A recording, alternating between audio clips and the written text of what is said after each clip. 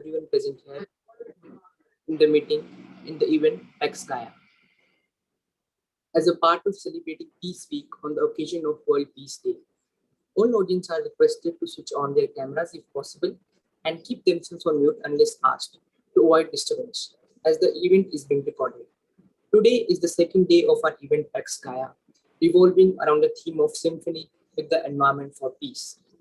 Hafsat Abiola had rightly said that peace comes from being able to contribute the best that we have and all that we are towards creating a world that supports everyone, but it is also securing the space for others to contribute the best that they have and all that they are. And with this spirit, Peace Club was an initiative by students of Kirori Mal College to promote the culture of peace and sustainability at all levels. Peace Clubs aims to raise awareness and disseminate ideas of peace, harmony, happiness, and to resolve conflict and crisis that still plague our civilizations. We strive to make the potent voices heard by constructing bridges between diverse set of people and establishing a dialogue and an understanding between students, communities, professionals, all in order to achieve comprehensive society along the values of mutual respect, inclusiveness, equality, acceptance, and solidarity. Now, to calm the mind and environment around us, I would like to invite Sarvesh, student of the Political Science Honours second year, to recite the Shanti Mantra. Om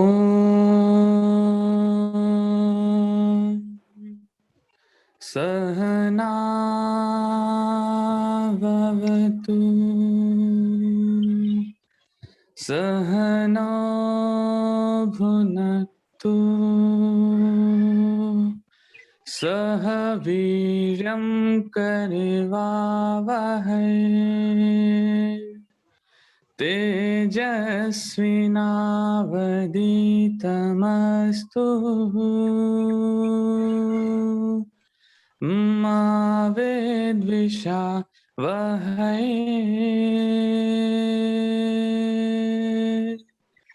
Om Shanti Shanti Shanti. Thank you, Sarvesh, for reciting it so beautifully. We'll now invite Dr. Vibha Singh Chauhan, Principal of Kirori Mal College, who is also the patron of our club. She's an expert on concepts such as gender studies, culture studies, non-urban livelihoods, and protest movement. She is also the founder secretary of the group Health, Equality, and Literacy Movements.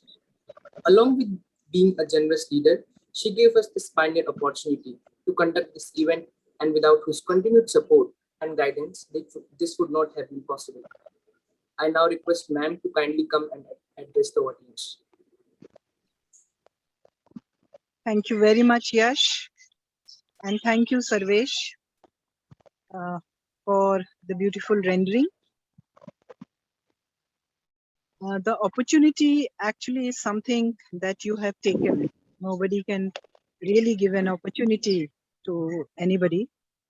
And I am happy to say and delighted to be here that you did think the group here, along with Dr. Vanna Chaudhary in the lead, decided to focus on peace. And this is something we take a lot for granted, just like we take environment for granted. And I am extremely delighted to welcome our own alumna back to her own college, who will deal with these two very, very significant areas for us and the world. Welcome and thank you, Dr. Shambhavi Vedantam Murthy, for agreeing to come and talk to your, in a sense, your friends, whom you have not met, I suppose, but they belong and they share a sense of belonging with you. And I am on their behalf also expressing my pleasure in having you here. So thank you very much for discussing these areas which we sometimes feel they are interrelated, but a lot of times we get so busy in our routine and daily lives that we don't even stop to notice, what we are beginning to lose. What is it that we have enjoyed for so long, and how our lives will change drastically, sometimes probably with the danger of reaching a point of no return if we don't start taking care of everything related with this immediately. I think there is an urgency about this whole situation. And in Kirori Mal College, the Peace Club works peacefully without really disrupting uh, the peace of the college, but it has been continuously focusing on inner peace, external peace, inter, and of course, national and international issues and the way they are raised. And so at this 2-day program, even though this had to be online, I am very proud of this group of people who managed to organize not just a talk, but competitions. And today, the prizes are going to be announced. And my congratulations to all the participants who participated, everybody who is here, because your presence, even if it is online, it makes a difference. We have been living our lives online, but that's the advantage of getting to understand and know that we can connect with each other even when we are not physically there in the same space. So I'm not going to take any more time. I'm sure you're keen to listen to your senior, and who is a member as well as a guest, all rolled in one. And so welcome once again, and best wishes to everybody. Thank you. Thank you, Dr. Yuka.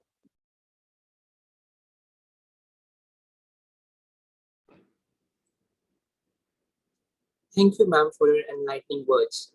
Now, to further the event, I would like to invite Dr. Rupak Datta Gupta to say a few words.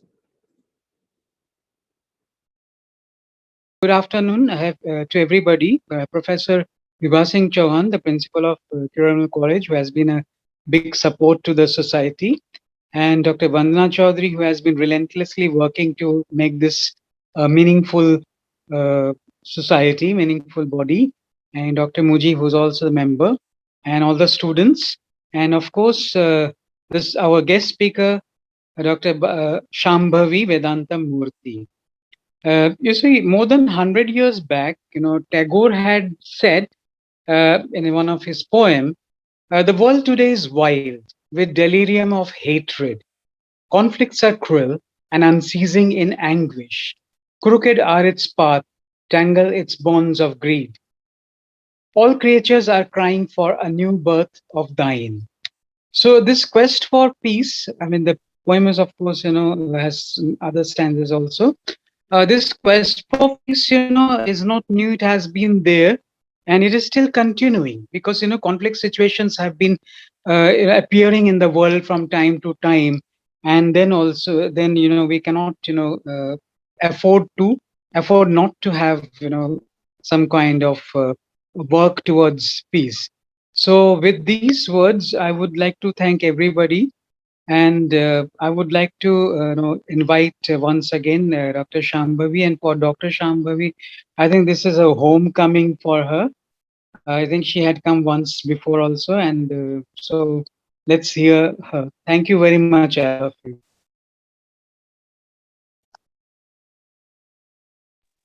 Thank you.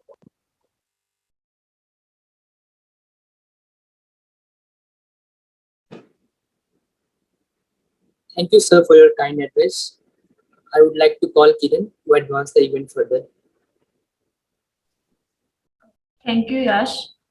We are elated to have with us on board Dr. Shambhavi Vedantam Murthy as our guest speaker for today's event. I feel immensely proud to introduce Dr. Shambhavi Ma'am. Ma'am has over 2 decades of diverse career path that has taken her across various humanitarian and development situations to work with NGOs, with the corporate sector, in academics and research, working with mild, impactful social development issues and projects in Africa and Asia. In refugee studies, human rights, displacement and gender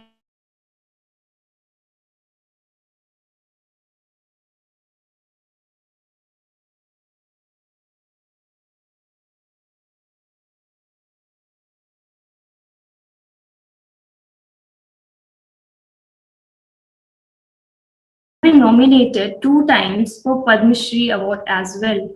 Ma'am has also received Indian of the Year Award. She is the first woman who served as country's director in Nigeria and West Africa for SOS Children Villages. She is trained in international civil society leadership at the International Academy for Leadership in Germany. She has a doctoral research fellowship to Oxford University and to the South Center in Geneva. She has pioneered and authored several research publications and policy papers on human rights of refugees and internally displaced and on humanitarian governance. Ma'am has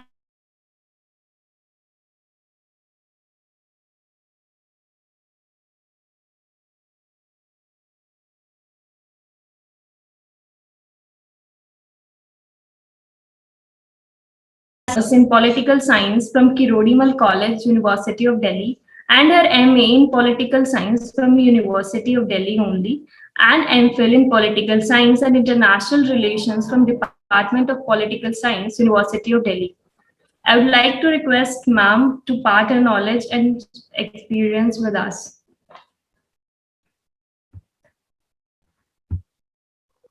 Thank you so much for inviting me. Yeah, it's a wonderful homecoming, and I'm very grateful uh, to the principal ma'am, Dr. Vibha Singh, to Dr. Rupal Datta, who has actually taught me when I was just in my big stage in my first year, and and to Dr. Vanda Chaudhary, and to Mr. Mujib Ahmed Khan, and to all of you, my dear, it's really a very emotional. And when I got a call from you guys asking me, I said, of course, it's the best thing that can happen to any alum, and I'm always there, because it's wonderful to always come back to one's alma and see a wonderful breed of next generation of folks.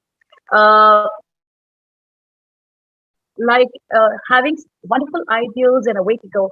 And it's pretty inspiring because when the time comes to give the baton, well, you know that it's in safe hands. Now, having said that, thank you for your generous introduction, my dear. And yeah, it has been an interesting journey.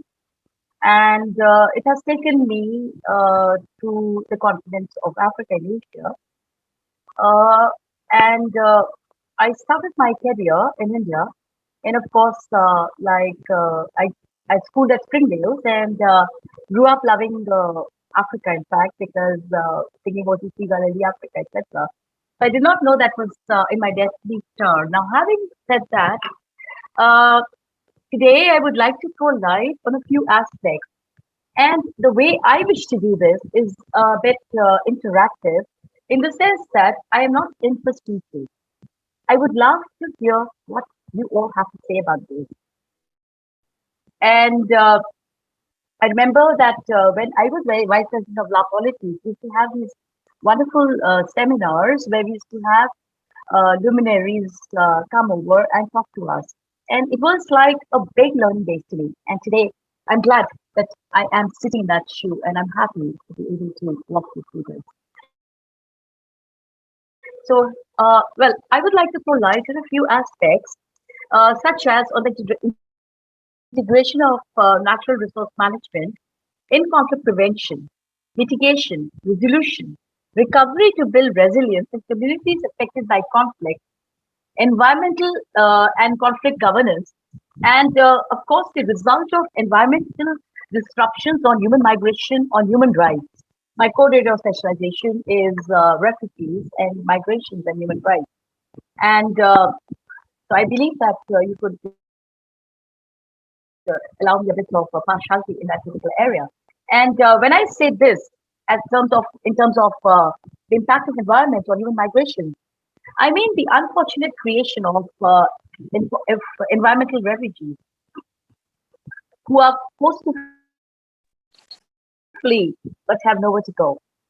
And so, having given this kind of setting, I would like to say that environmental peace are cross-cutting and relevant in all areas of conservation, sustainable development, and security.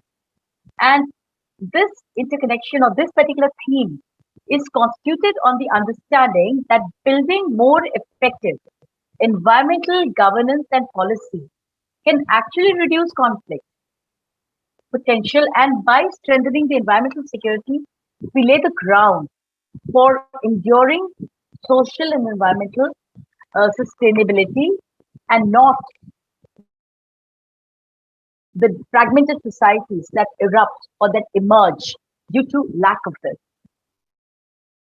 The theme provides a platform both for practitioners as well as researchers around the world to research and to share information, collaborate and innovate across the field.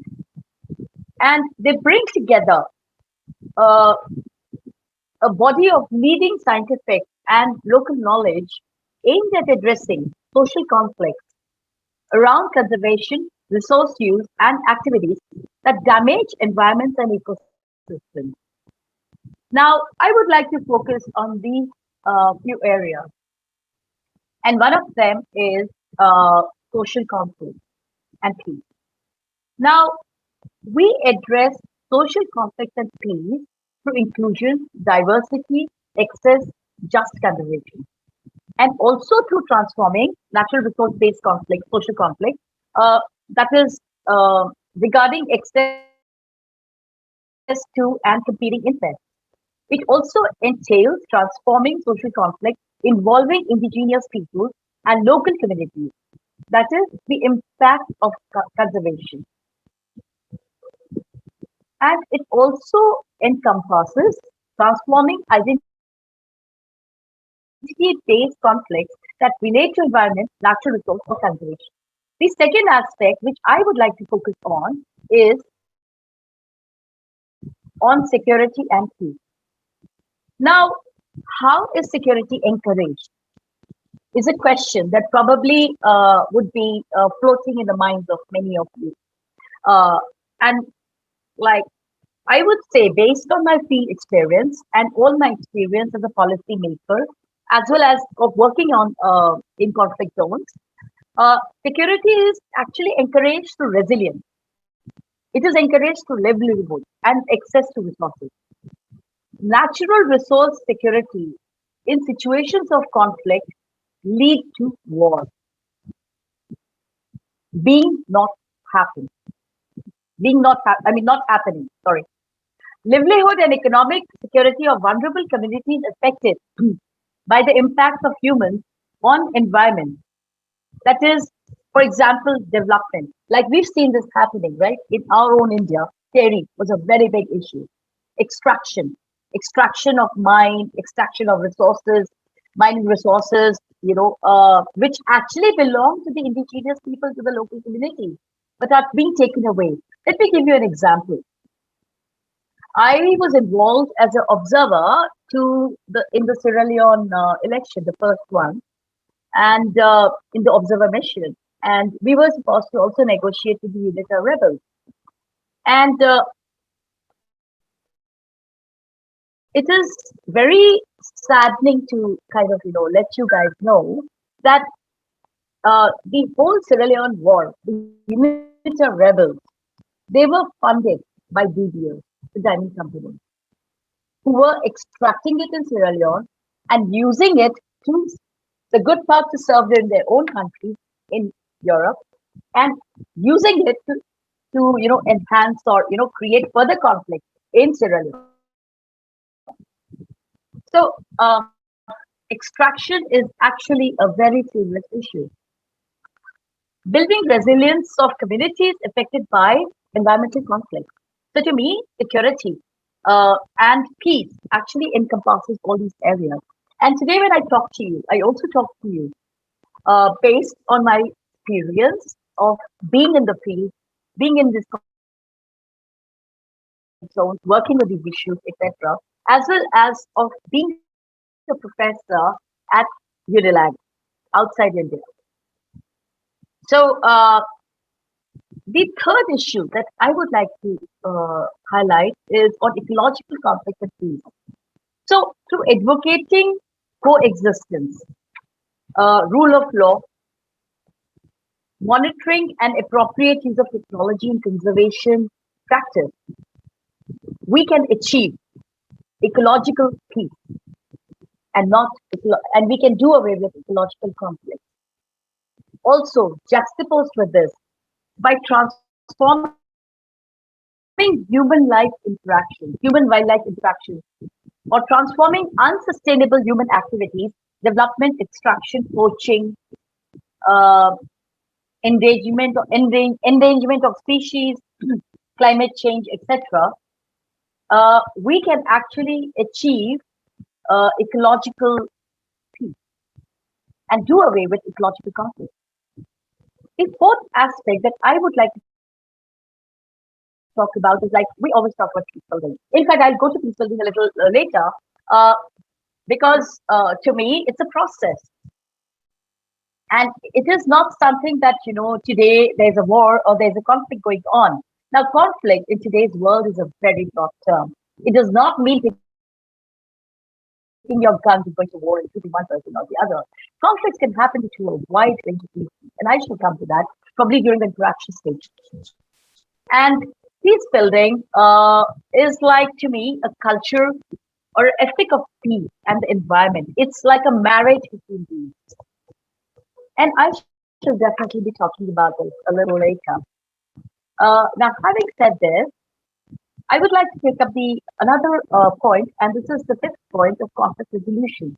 This is like a framework that I'm going so that we could, actually interact on a better platform and in a better manner. Well, the conflict resolution parameters today include rights-based approaches to conservation, conflict prevention and transformation, disaster risk reduction. And this also would include an early warning system. Before a disaster strikes, hey, let's do something about it. But the thing is that we need to put that mechanism in place. And I shall definitely dwell on that. And addressing the unfortunate wildlife trade and biodiversity threats, like, I think it's called wildlife wars. I think that would be the term that I would like to use more. Because what is happening is that indigenous people, like, I've got this friend who incidentally is also from KNP. In fact, he was my senior, and he is settled in Buster. And he was telling me how, sometimes the local tribals do not get access to the very wildlife, to the very resources, which is actually there. So there is an urgent need when you're talking about conflict resolution in the connection between environment and peace. We have to address the wildlife trade and biodiversity threats. And how do we achieve it? We will achieve it by promoting the prevention, management, and resolution of social conflict as a key requirement for conservation and management of the ecosystem. Number two, supporting the action that reduces conflict and strengthens security through collaboration with various stakeholders and partner organizations and governments and regional groupings, which obviously are covered under the larger umbrella of the stakeholder. Three, supporting the establishment of inclusive multi-stakeholder platforms, including experts in conflict management and prevention, who have a fair understanding of how this relationship between environment and conflict works. I was trained in it through my postdoctoral work by Professor Yonis Bukadi at United States University, and I would be happy to answer any questions that you might want to ask me on that. And it also involves bringing together scientific and local knowledge uh, aimed at addressing social conflicts around conservation, resource space, and activities that damage environment and ecosystems. Number 4, sharing and contributing knowledge to increase understanding on environmental policies and actions that reduce conflict and improve security. I want to kind of introduce all of you to the Wakatane mechanism. Now, you must be wondering, yeah, it is from Kenya, and it was like it was a mechanism put in place to bring about a marriage between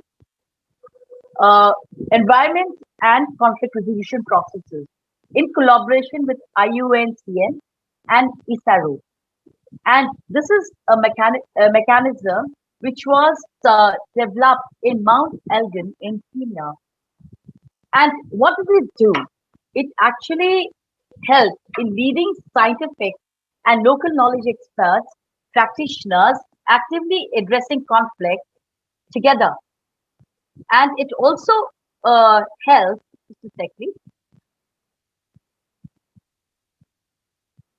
and it also helps in addressing social conflicts around conservation, social conflicts around resource use, and activities that damage environment and ecosystems. And it helped build more effective environmental governance and policy to help reduce conflict and ensure security from the local to the global level. So this was a very interesting, mechanism that was developed. So having said this, I would like to go on to another issue which is very dear to my heart, and that is of environmental defenders and the resistance that is, or the threats that environmental defenders face. And why do they face it? Because they focus on rights-based approaches to nature, on local and indigenous people's rights and responses to business and extractive industries. They also take up issues related to grassroots mobilization movements and accountability of the private sector, including legal mechanisms and their effectiveness or ineffectiveness in protecting defenders. So, I mean, they take up these kinds of issues. I'm sure that most of you are very familiar with the Chipko movement of, Vinoba Bhave, and then, of course, Mrs. Medha Patkar had a very important role to play. So, they were all environmental defenders. And a cross-cutting focus in the concept of environmental defense is how the financialization of nature can be done through the private sector engagement, and how that is affecting through the private sector engagement, and how that is affecting local and indigenous communities, bioconservation, land rights, and climate change. I would like to move on and talk about some other issues which probably would be of interest to all of you. I would like to discuss a concept called conservation conflict transformation, which we call as CCT. Now, most of you must be wondering, hey, where's this thing coming from? Well, to me, CCT is the truest path to collective problem solving that actually breaks patterns of behavior, feeding reoccurring long-term and legacy discards, and sets the foundation for avoiding them in the future. Due to CCT, long-lasting solutions evolve from experiencing the rivals who are opposing peace, who are opposing environmental security as fellow humans, and also understanding and respecting that destructive, deep-rooted social conflict can erode wildlife conservation efforts as well as the community's way of life. Now, what CCT does, that is conservation conflict transformation, is that it provides a way of thinking about, understanding, and addressing such conflicts. Now, CCT is a positive process by social psychology, behavioral economics, and systems theory. And I'm sure some of you might be just reading systems theory because I learned my first reading on systems theory was in Kirori Mal College as an undergrad student of political science honors. So, having said this, uh, like how do you build peace through environmental cooperation? Well, there are a growing array of initiatives, including Peace Park. There are initiatives such as shared river basin management plan, uh, regional sea arrangements and agreements, joint environmental monitoring programs, which actually blend ecology and politics in the service of peace. Now, environmental peacemaking uses cooperative efforts to manage environmental resources as a way to transform insecurities and create more peaceful relations amongst amongst parties in the dispute. As such, initiatives become more frequent and gain momentum. Uh, I foresee that they may transform both how people approach conflict and how people view the environment. And I have seen this happening in northern Nigeria, where sometimes the lack of resources has actually created the communities to war with each other. And these are the mechanisms that actually were put in at the local level by the tribal chief. And there is a tribal chieftaincy system in Nigeria and in most parts of Africa. And I've seen this happening, that it actually works. So I think it's also time that we in India and in Asia try to explore the role of panchayat, the role of districts, the role of the community leaders in actually environmental peace building. So this is an idea that I would like to send in your way actually. So having go on that path, so as a peacemaking tool, the environment offers some useful and perhaps even unique qualities that lend themselves to building peace and transforming conflict. And to me, they are, for example, environmental challenges. They ignore political boundaries. Isn't that marvelous? Because it's like we are restricting our security decisions uh, and our conflict decisions often within a boundary or within 2, 3 geographical boundaries. But environmental challenges, they are transcending boundaries. There may be a rise in sea level today, as is happening in Kiribati or in other parts of the world, and there may be a depletion of resources that is happening because the desert is setting in, as is happening in large parts of Niger, where large bunches of Fulanis are being forced to move on to seek refuge. And I will be talking about environmental refugees because that is especially a refugee to me. So, and they also require environmental challenges also require a long-term perspective. They encourage local and non-governmental participation, and this needs to be tapped and listened to. And voices of the actual indigenous people should be factored in any such decision. And they extend community building beyond polarizing economic linkages. Okay, but well, it's easy to say sometimes, and I can even be, contested and told Well, Shambhavi, these properties sometimes make cross-border environmental cooperation difficult to achieve.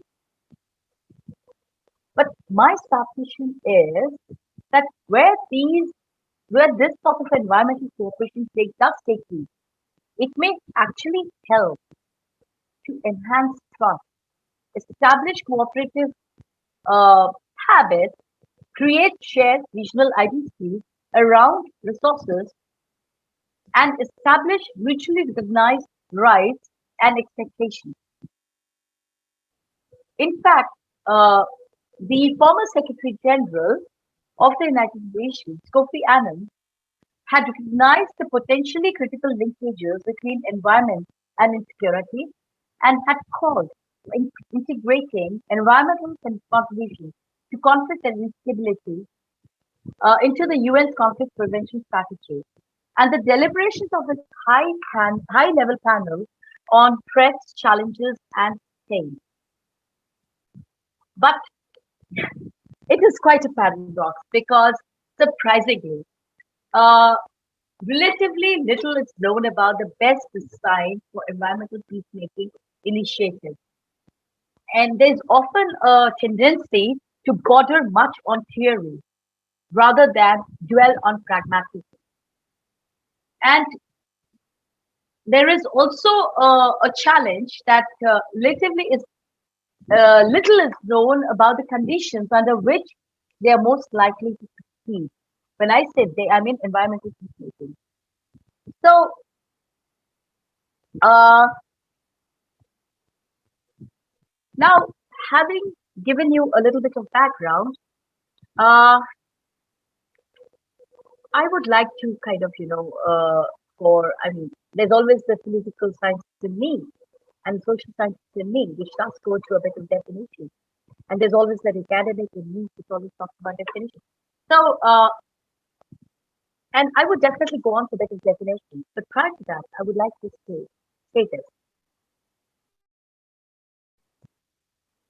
that from a more positive perspective, environmental cooperation can be one of the places where hostile parties can sustain a dialogue. And sustainable development is a prerequisite for a sustainable peace. Now, the study of peace building, it was a it was a term that was coined by Galton way back in 1975. And I learned this in Kirori Mal College when I was still an undergrad. And I thank my lecturers, who include Dr. Deepa for having put me through to Galton, and so that I actually can be able to talk about this today. Thank you, sir. Well, the study of these buildings develops from the interest in identifying the conditions that lead beyond the temporary cessation of violence to sustainable processes of conflict management and mutual cooperation between those who have previously been adversaries or might engage in destructive conflict in the future. So, as envisioned by key thinkers such as Galton or Lederach, towards peace building effort refers to a comprehensive and long-term transformation of a conflict situation towards negative. We have to accept that, and eventually positive forms of peace. And I can tell you this by experience that it is always easy to indulge in something, a term. Hey, we are doing a peacemaking or a peace building. Trust me, you don't know how many years go into it, how many rounds of negotiation go into it, how many zillions of brains, documents, etc. go into it. And there is still the tendency that global apartheid, which does not include the voice of the indigenous people or the people like who are the tribal or who are, I mean, actually getting affected by these, is incorporated in these kind of decisions. And that is a sad thought. And I hope that my oncoming generations from Kirori Mal College, my juniors, will actually take this as one of the issues where the voices of the people who are getting affected by these kind of activities is actually incorporated into global policy making. It is then only that we can see to talk about divide between the developed world and the developing world. I am sorry, it is not the case right now. The gap is too wide. Because on one hand, as I gave an example of DPRs, they were like extracting. On the other hand, they were funding the unitary rebels. So it's like beating with both sticks actually, and having the cake and eating it too. So I would like to kind of talk about some of the mechanisms which go into environmental peace building, and they can actually result from unilateral efforts or cooperation between adversarial parties. And there's a huge role that is being played by like regional organizations like African Union, which has a conflict resolution mechanism in place, or for that matter, a component that is being put into ASEAN, and even to a certain extent into SAC, which is trying to brace up and come up with something. So actors such as international donors, governments, or the civil society, they generally might, as a matter of habit or a tendency, work on their own or engage with other stakeholders to resolve environmental and resource management issues that give rise or have potential to create a conflict. Now, these efforts, intentionally or non-intentionally, result in more peaceful conditions by, for example, increasing trust, encouraging cooperation, or creating new interstate institutions. I would like to give you examples of the Nile Basin Initiative, and I think many of you would be probably familiar with this also, and the Mekong River Commission, which came about due to such kind of environmental peacemaking mechanisms that are put in place and efforts that were made. So now, since 1990, the United Nations Environment Program, that is UNEP, has placed environmental peace building and conflict on its agenda. It has conducted environmental assessments of conflict zones. In fact, the organizations I work with had undergone some of these and has recommended a stronger integration of environmental issues into the work of UN Peacebuilding Commission. Uh, it was supplemented by an article which was written in 2021 through the UNEP Fora, and it made effort to develop the theoretical thinking on why environmental peace building would lead to peace. Now, I would like to quote Ken Conkar's early work, and I'm quite a fan of Ken Conkar. And if I was to, look at his work, well, building on Ken Conkar's early work, uh, his study, it suggests three potential mechanisms through which improved natural resource governance in a post-conflict context is categorized to have more positive impacts on peace. And what are these? A, the contact hypothesis. And what is the contact hypothesis? Well, the contact hypothesis whereby the facilitation of intergroup cooperation reduces bias and prejudice. In my international development sector, we use LSA, that is logical framework analysis, to erode conflict along with the source analysis. And B, the diffusion of transnational norms, where the introduction of environmental and other good governance norms supports human empowerment and strengthens civil society. I always love to say that an empowered civil society is an empowered nation state, an empowered global world. Three, that is C, the state service provision, where the provision of access to public services addresses the instrumental needs of communities, thereby strengthening their belief in the state. And while there is a substantial volume of case-based uh, quality research, but I would like to talk about a very practical example or an initiative on environmental peace building, which was in the Middle East. And like what happened in the Middle East was that in 1991, the Madrid Conference, co-sponsored by the United States and the then USSR, brought together representatives of the government of Israel, Syria, Lebanon, Jordan, and a Palestinian delegation within the Jordanian delegation. The conference established working groups on refugees, regional security, economic development, water, and environment. Now, the subsequent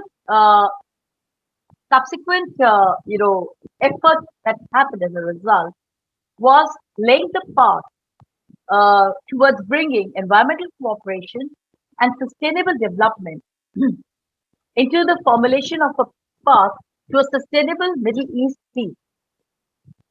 Now, this was followed by the subsequent Oslo Accord between Israel and the Palestinian Liberation Organization and the peace treaty between Jordan and Israel, each section of which envisions joint committees on water, environmental cooperation, and economic development. Now, organizations that were involved in environmental peace building in the Middle East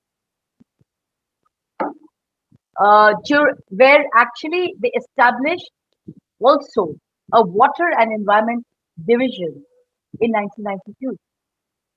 And this was a very interesting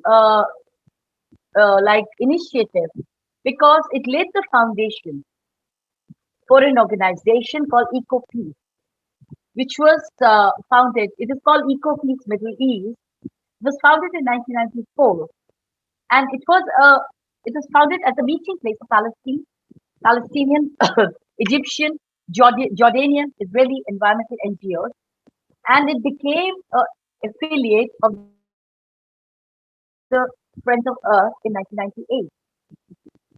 Now, I have already walked you through a bit, and I would love to take you more on a little bit of a theoretical journey before I go on to some of the governance mechanisms.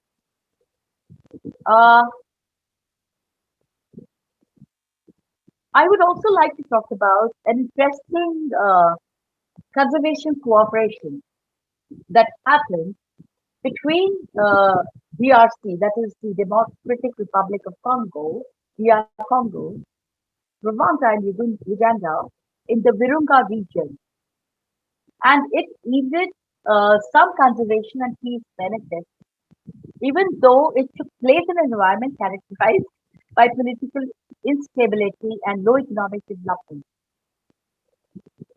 Well, there are also, for those of you who might want to kind of, walk a bit more on this, well, there are also bottom-up dynamics of environmental cooperation, and all is not well sometimes.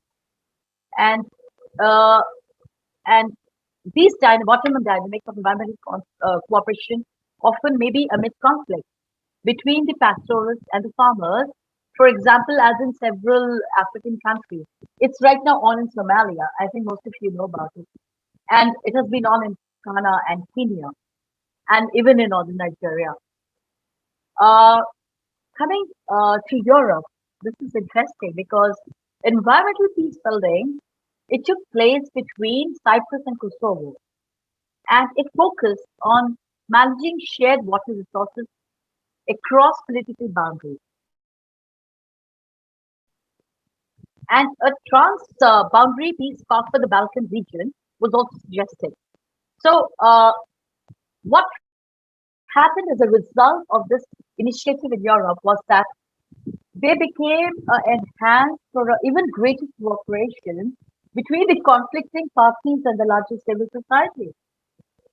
And even it led on like a spill on because Latin America, it also saw environmental peace projects, peace building projects taking root, including the establishment of a conservation area and a demilitarized zone in the Cordillera del Condor. I wish I could actually show you the map. It would be lovely to do that.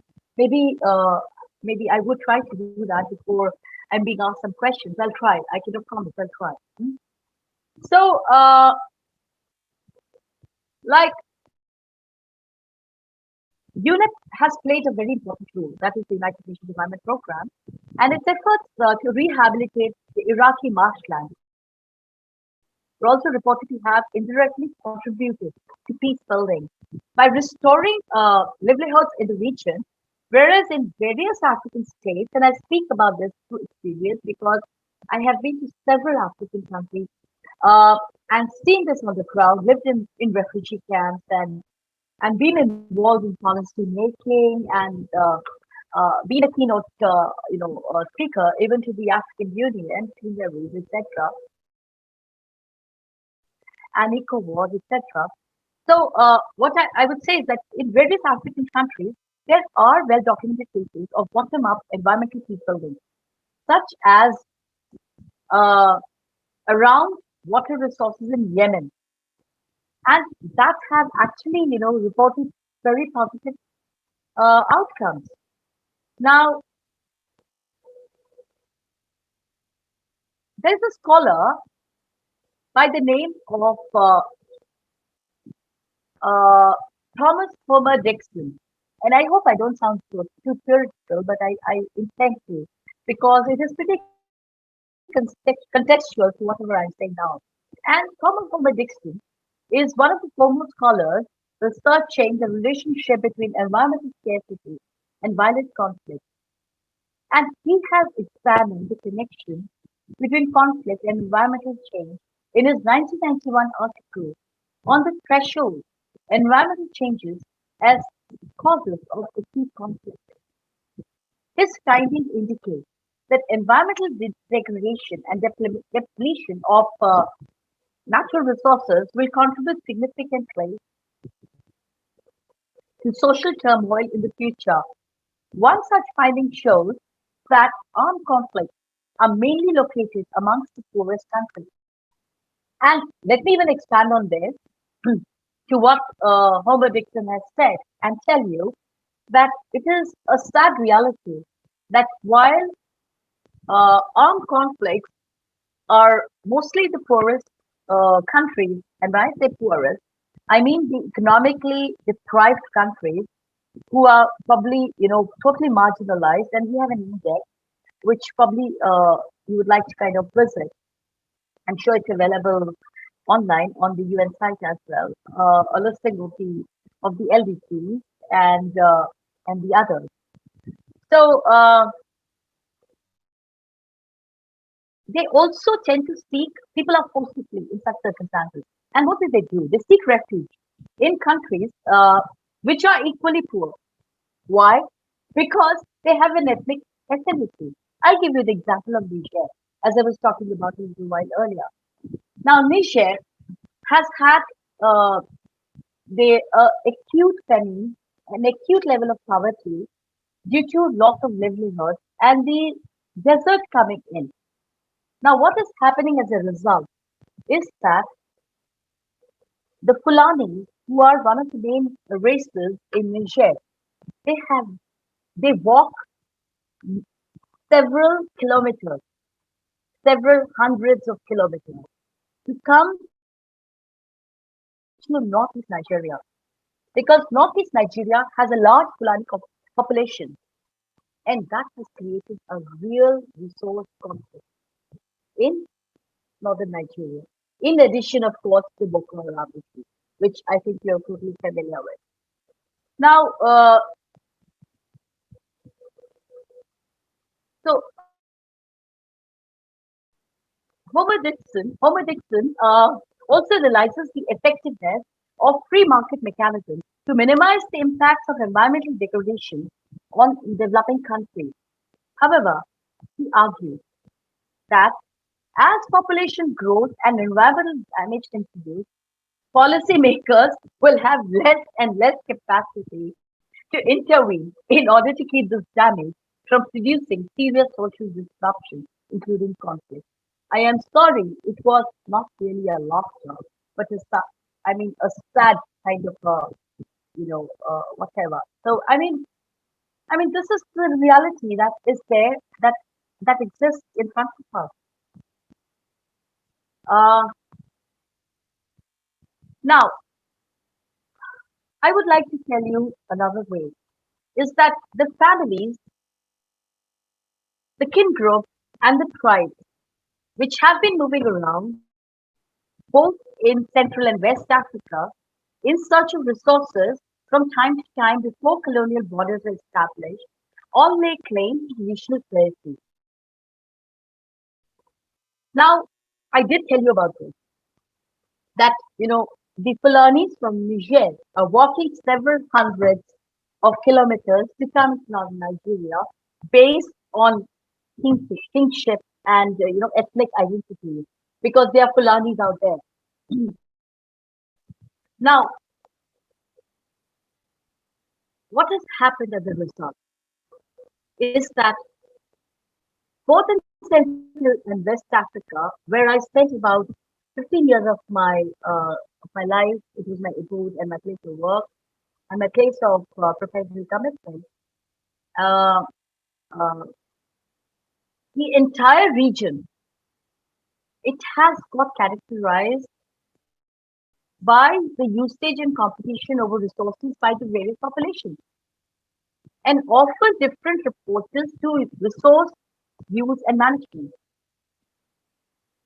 And the artificially imposed national borders disrupt historical land use patterns and activities because these borders seldom reflect present political or land use domain boundaries.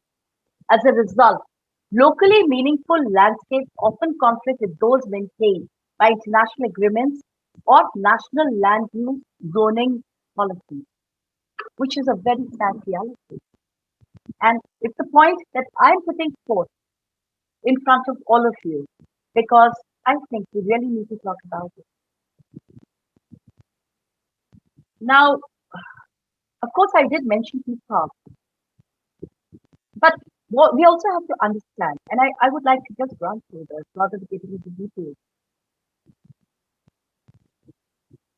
that it is very glamorous for us to talk about peace talk, to talk about biodiversity zones, uh, to talk about eco peace, etc. But effectiveness of all this depends largely on the strength of each individual country's institutional capacity.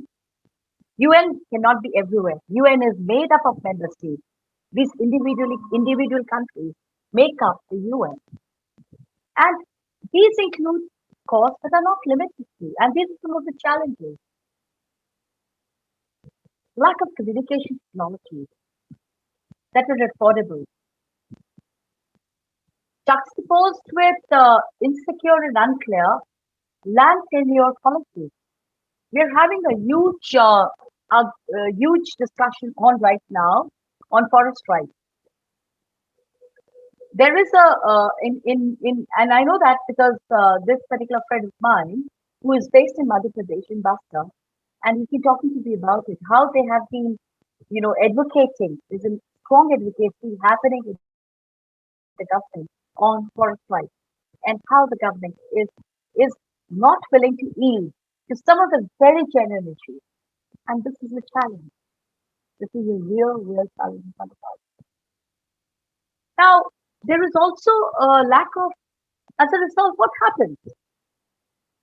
We sit down, the indigenous, we as in like the indigenous community, we sit down for a chat, or the civil society group and the non-governmental organizations, and to sit down for a chat, a discussion with the government authorities. And of course, with this kind of background, there would be a lack of trust. There'd be a lack of respect for the government authorities. And this is also juxtaposed with the weak management capacities in each country. There are lack of finances. Most of our countries, we are from the developing world. I may have lived in I don't know how many countries by now, having studied whatever, but I am proud to be from the developing world. So we in the developing world, our countries, our nations, we lack finances at times, cope with the demands of the local population. So environment issues take the backseat. And obviously, like the issue that has been simmering, gets to a level of conflict. And it gets to be a war before you know you have people flee all over the place. And this is how it's been happening. So there's a lack of finances in our country, firstly, resources, who can effectively manage all this. And obviously, like national environmental policy. I mean, this is a very interesting term to me. I wonder how many components of the national environmental policy are actually being implemented. There's also a lack of a development plan because they're often politicized. Development activities, here it was absolutely politicized. Uh, so there's a lack of a development plan. Hey, it's a wonderful sunny day. Chalo, let's construct a Narmada a dam. Let's do the theory. It doesn't work like that. We have to factor the needs, the of the indigenous populations, of the natural resources, which are going to be bound to be affected by such kind of activities. Or for that matter, you know, like cutting of forests, vast cutting of forests. It's like eroding so many, leading to so many landslides and earthquakes. I mean, we have to factor this. These need to be factored actually. So there's a lack of a proper development plan, which takes into account the possible problems which happen both locally, nationally, and regionally with the neighboring countries. So what happens is there is a lack of coordination. And let me kind of, tell you about a very interesting initiative, which was called the Sangha River Tri-National Area Protected Complex, which was actually a park complex.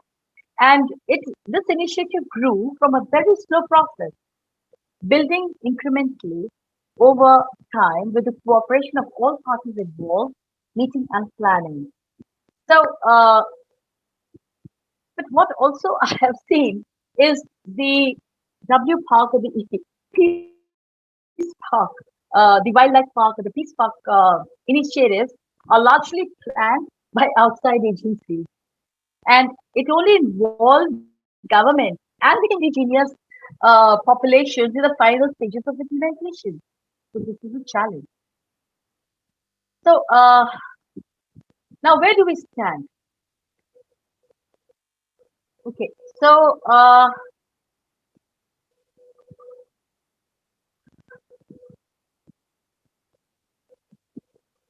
well, governance and predicting the scale would be of interest to us. So we see that what do we need? We need governance options that harness synergies and which are the best option for achieving the SDGs both locally as well as nationally and regionally. Secondly, there is a need to develop engagement and actions with diverse stakeholders in governance through regional cooperation and participation, participation as well as partnership with the private sector. There's a lot of money in the private sector which needs to be tapped. because many of them are benefiting from it. It's like what came out of the Rio, polluter must pay principle. Well, taking it on a much more gentler sense, polluters must pay, but they should actually partner with us while they are paying. This is my approach. I've always been make the naughty boy of the class and watch it. Mainstreaming biodiversity into development policies, plans and programs, uh, which and these can actually improve efforts to achieve the SDGs as well as a sound environment, peace, marriage, and lead to reduction of conflicts, if not diminishing them entirely.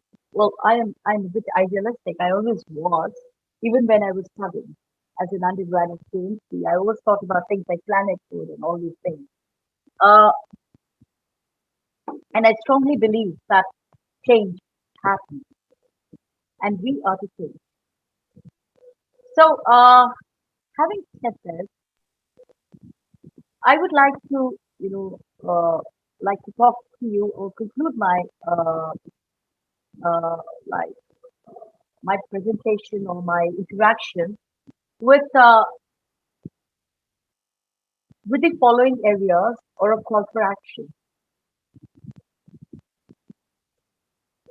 protection of freshwater ecosystem.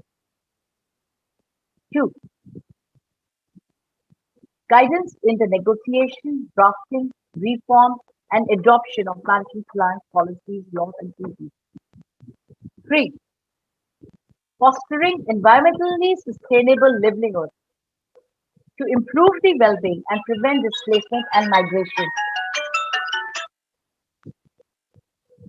among other issues.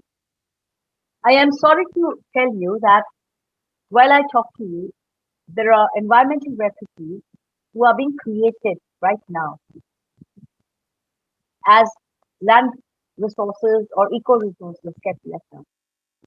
And today, that's almost like 24 million, and there's no policy or law that guides them. With this, I would like to now, throw the floor open to receiving any questions or any thoughts that you would like to have. Thank you so much. Thank you for having me. Questions, any aspects that you felt that would need to be dwelled or discussed, I am most open to discussing them. Thank you. Over to you, please. Thank you, ma'am, for giving such a wonderful insights. Melody and rhythm acts like magic keys that can open even the most tightly closed hearts. So here comes Kashmir for a beautiful musical song.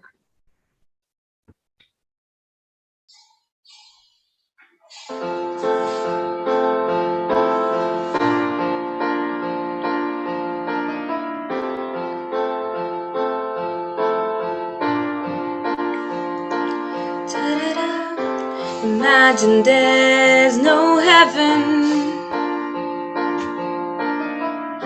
It's easy if you try. No hell below us. Above us only sky. Imagine all the people living for today.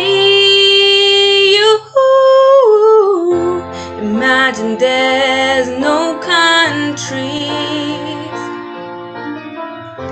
It isn't hard to do. Nothing to kill or die for, and no religion too. Imagine all the people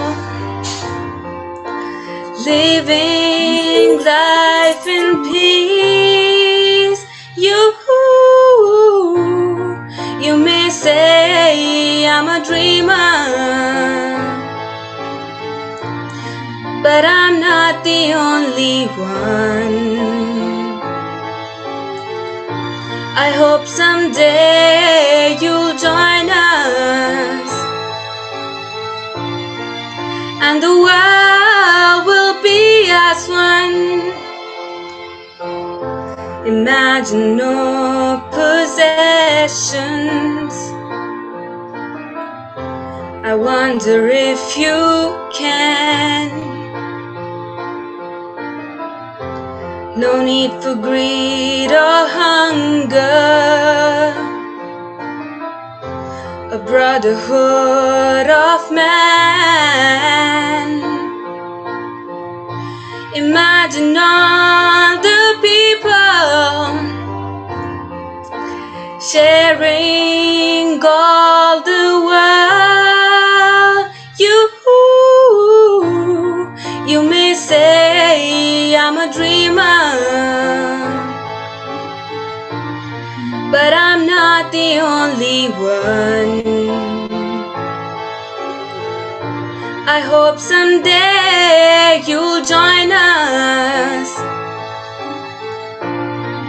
and the world will live as one. Thank you so much. Thank you, Kashvi, for such a beautiful performance. Now it's the time to declare the winners of the event poster slogan competition. The judges of the event were Dr. Sanjukta Das and Ms. Sagarika Datta. Both the judges are respectable teachers of Kirori Mal College. The judging criteria was posters with self-composed slogan and authenticity. To keep the judgment fair, we have kept the entries anonymous for judges. Before declaring the result, I would like to display all the entries we have received.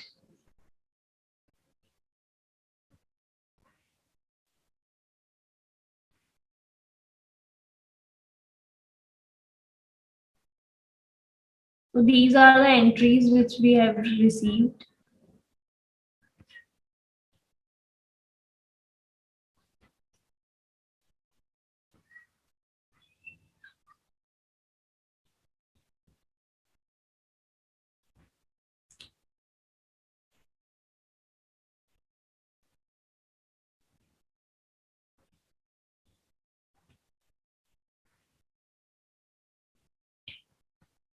I would like to appreciate all the efforts you guys have put in making these beautiful creations. Now I would like to call Shambhavi ma'am to announce the names of the winners.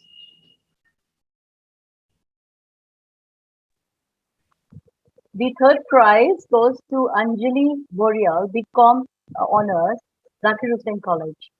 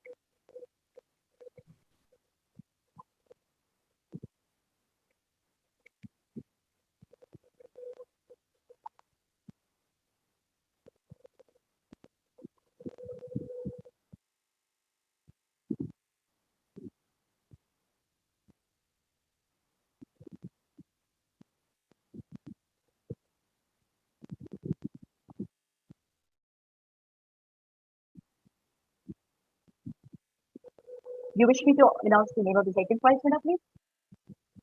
Yes, ma'am. Okay. So the second prize is goes to Pranay Sen, Swami Shraddhanath College, BA Honors in Geography.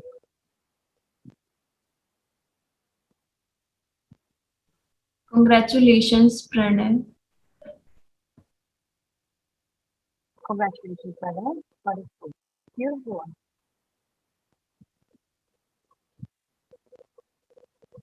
You wanted to announce the third prize, please?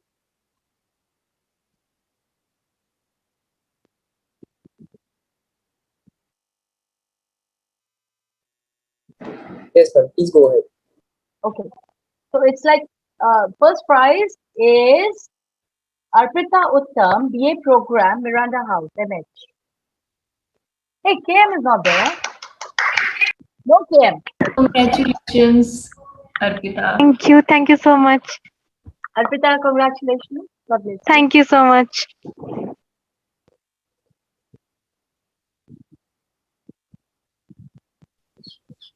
Congratulations, everyone.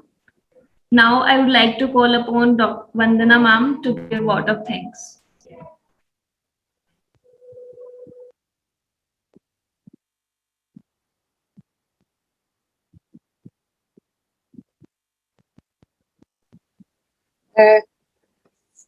Good evening, everyone.